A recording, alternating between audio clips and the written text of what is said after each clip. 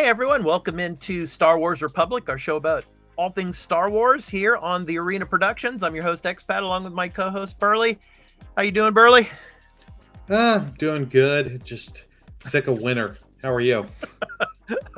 I'm doing good, man. Actually, it was 22 degrees here Oh, where I am fraternity. in Japan today. Yeah, we're having a surge of warmth this past week. Spring is actually starting early here, but the big problem with that though, Burley, is Mhm. allergy season is just raging and kicking in now out here, and so it's kind of affected me the past couple of days. My throat, my nose. Yeah, it's just that green dust. In Japanese, it's called kafunsho. And it's just it's from cedar trees basically, and it's really bad. So like you go downstairs and you see black colored cars, and they're just like littered with green dust all over the cars, and so people have to wash their cars on the weekend and stuff. But kind of like our image here, yeah, kind of the same Yeah. color, the color of No. Mandalore, all that green dust and everything. So it kind of I'll, reminds I'll, me of I'll Mandalore. take the allergy stuff hit and all that for plus 20 degrees. Yeah. Frank, I've been dealing. It's like minus. It felt with the wind chill minus Jeez. 12 this morning when I went out for my Wow. walk. Wow. Yeah, I'm Yeah. done with winter. Yeah. Well, yeah, it's March. Winter should be finishing up now, but yeah, I mean at night here it's like it gets down to like 5 degrees or so, but yeah, I mean, yeah, in the daytime it's been getting up past few days, been getting up to 20, 21, 22 degrees. But anyway, so this is not a weather channel, Burley. Of course, this is Star Wars Republic, where we talk about all things Mhm. Star Wars, and of course The Mandalorian season 3 episode 2. So Mando actually gets out to Mandalore, the Mines of Mandalore. We're going to be talking about that in this episode. But first, I just want to let everybody know that this is a spoiler-filled recap and discussion of The Mandalorian Season 3, Episode 2. So if you have not watched the episode yet, please go to Disney Plus and check it out there. And then come back and enjoy our video, because we will be throwing spoilers around all throughout this video. So with that said, let's go ahead and get into it, Burley. So our first image here, I want to show you, of course, Mando. He goes back to Mos Eisley, goes back to Tatooine, and he meets with Peli again. And he's trying to find the memory chip for IG-11, but obviously they don't have one. But she offers him this droid here. And I don't know if you remember this droid, Burley, and for all of you viewers out there, this droid is very famous in the Star Wars film. Do you know which film I'm referring to, Burley? Wasn't this from New Hope? That's right. Yes, A New Hope, because of course, Uncle Owen, he was gonna buy a R5D4, and then it's like the circuit blows out on it, and so then he ends up buying R2, getting R2. But yeah, I mean, R5 could have been the one, Burley. so anyway, Peli gets R5 and gives it to Mando, because Mando needs like a scout once he gets to Mandalore to make sure that the atmosphere is non-toxic. And so a little shout out to the original movies here. What did you think of this scene and the scene on Mos Eisley? I thought it was good. You get the dialogue back between her and Mando, which is always good, and her trading with the Jawas and all that. And as soon as Grogu is on the planet, she just goes for Grogu immediately. Yeah. Because who wouldn't? But in a couple of those scenes, Grogu definitely looked like a puppet. Oh yeah, it's like in that previous image there, it kind of looked like Grogu was just a puppet there that she was holding on to. But it was pretty cool. I mean, the Jawas and all, and she's all speaking Jawa and everything, and that other Greedo like character that she was dealing with in the beginning before Mando arrived. Yeah, that was pretty interesting. But yeah. So anyway, he heads out. Mando and Grogu head out, and they get to Mandalore. And Grogu doesn't look too happy that they're heading out.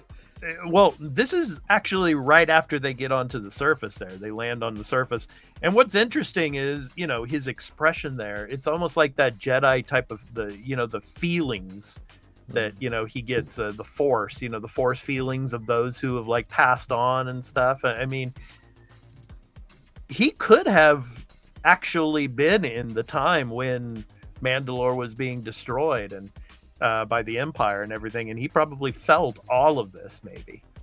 So yeah, the expression there is really interesting. And but anyway, it's funny how of course R5 goes out and scopes out the area, and obviously he doesn't come back. And so then Mando goes to find out what's going on, and obviously I'm going to show this image here. It's from later on in the episode, but when Grogu actually uses the Force to push this thing. But obviously, we get these creatures, and Mandalore, we find out in this episode, is just full of creatures, just some deadly creatures. And I mean, this one, it's called an Alamite.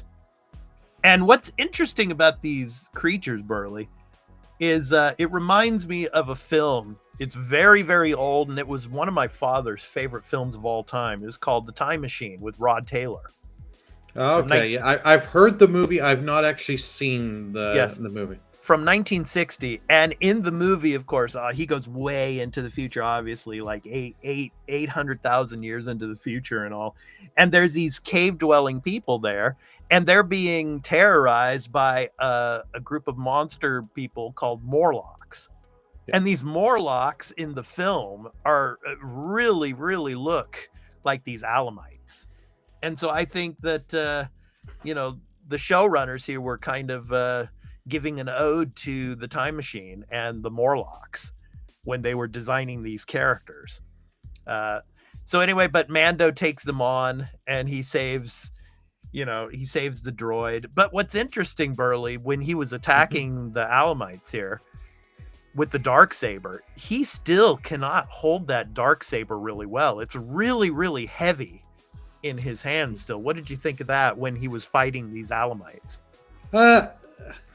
I saw that coming, that they were going to do that, because they're going to go from, because they tease it with the end of season 2 and the episodes of Book of Boba that Mando's in Book of Boba Fett. Yeah, that he is not ready for this and to use this weapon. He's still having trouble with it. I told him he should have put some points into the Darksaber instead of his flamethrower, but yeah. So anyway, Mando and Grogu, they go deep down into the caves there, and I just want to show this one image, and this is when kind of later in the episode as well, but you see just the utter destruction of Mandalore. Oh yeah. I mean, just how the Empire just completely carpet bombed this entire planet, just like Boba Fett was saying in the Mandalorian season 2, they turned that planet into glass.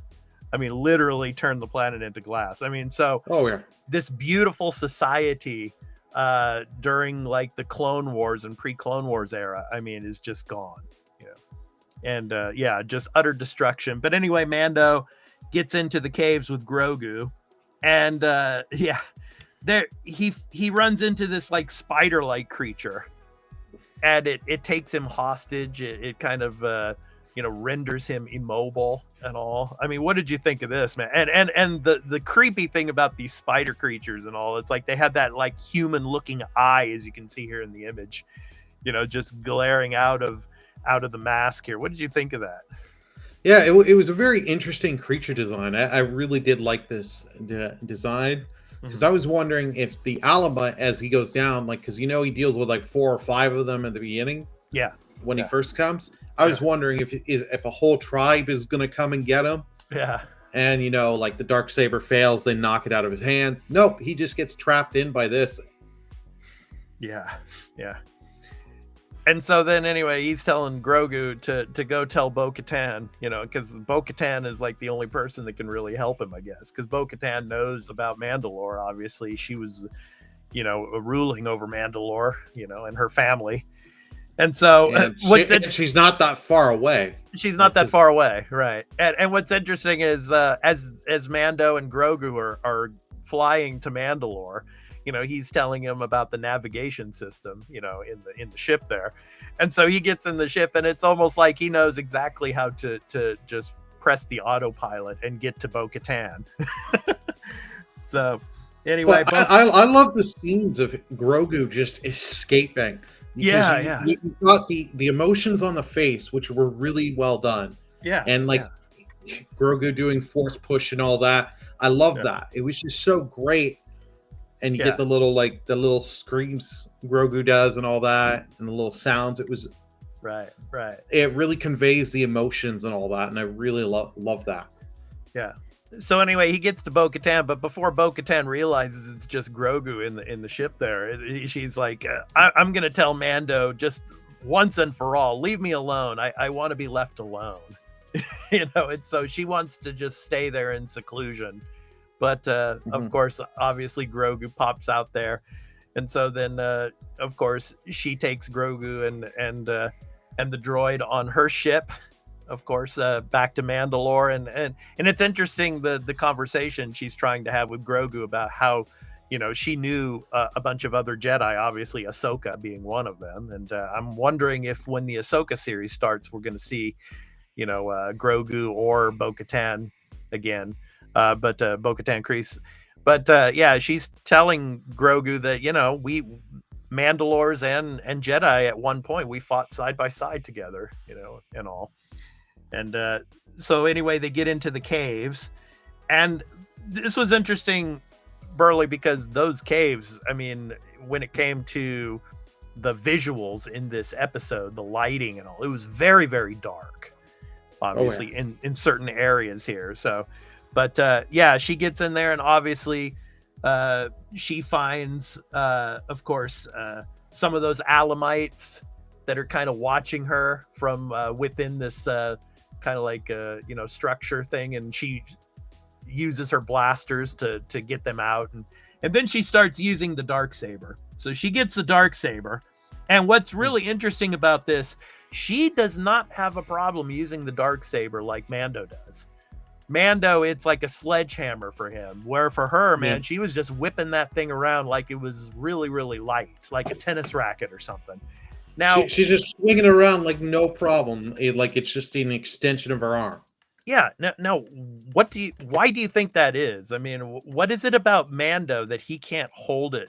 He has to hold it, and it's like a sledgehammer for him, but for her, it's really light.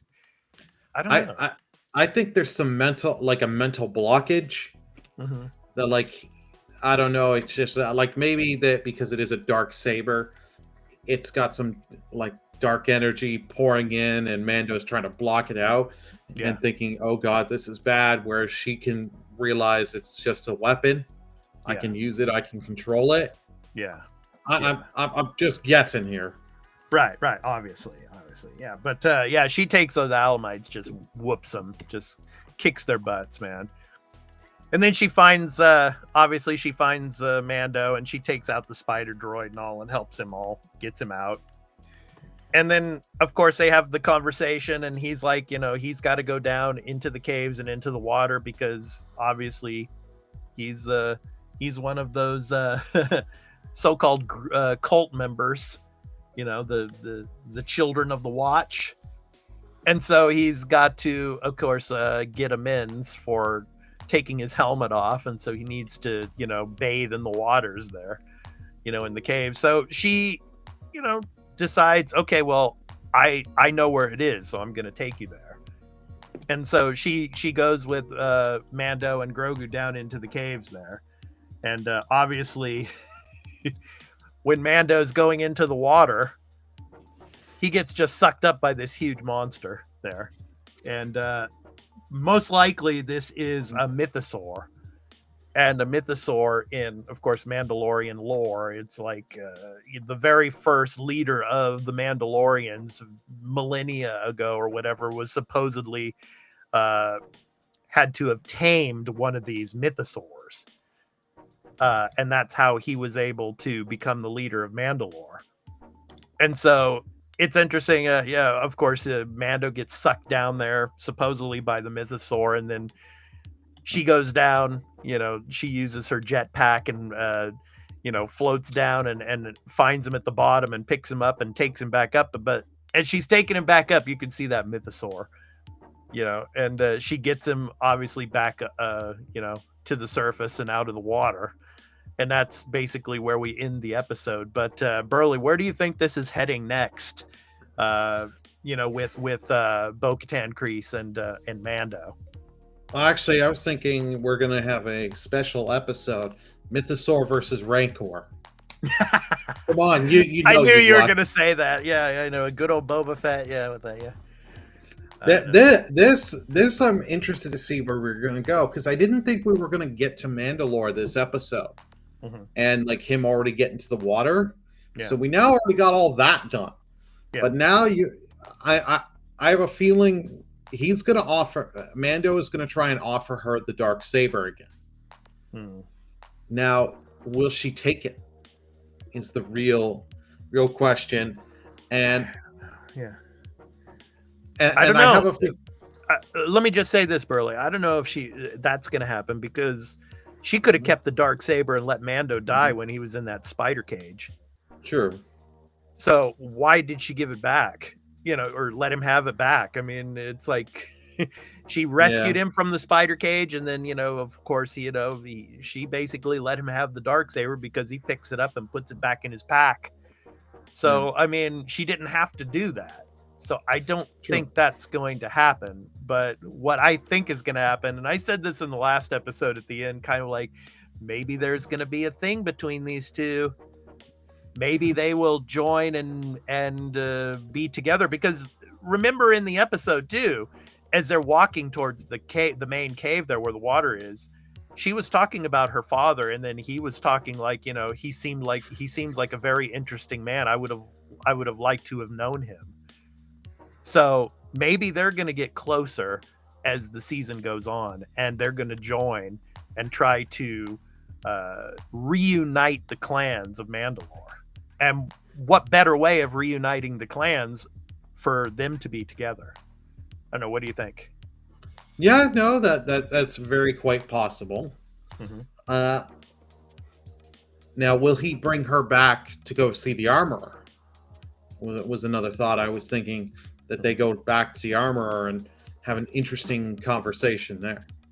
Yeah, that's going to be the interesting thing, because obviously the armorer and the children of the watch and all, they're very set in their ways.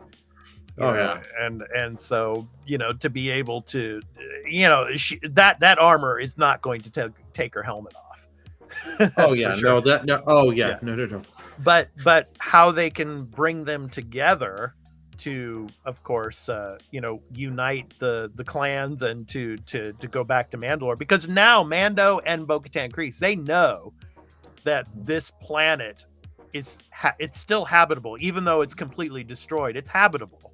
It's habitable, but you're gonna have to send an army to retake it, because of all the threats and all there. You have to eliminate these threats or push them back. Right, and to do that, you reunite the clans to bring them back. So yeah, it'll be interesting to see, and be interesting to see what goes on with that, possibly with the Mythosaur, and with, of course, Bo-Katan, Kreese, and Mando in the next episode, and with Grogu. Maybe Grogu will do some Jedi Force power tricks on the Mythosaur like he did with the Rancor. Who knows? Oh yeah. You never know. That'll be interesting to see. But anyway, I thought it was a really good episode, and excited to see where it goes. Final thoughts, Burley? Final thoughts. A very well done episode. Cannot wait to see what we get later on this season. Yeah, yes, definitely. So anyway, this has been our recap and discussion of The Mandalorian, Season 3, Episode 2. So, of course, titled The Mines of Mandalore. The Mines of Mandalore. So, anyway, I've been your host, Expat, along with my co-host, Burley. We hope to catch you next week for Mandalorian Season 3, Episode 3, as we do our recap and discussion. And also, of course, we do have a Patreon, and this episode will be going to our Patreon ad-free. So all of our other content is up there ad-free as well. So consider checking us out and becoming a patron and supporting our content over on our Patreon. So the Arena Productions. So anyway, take care, and we hope to catch you next week for the next episode.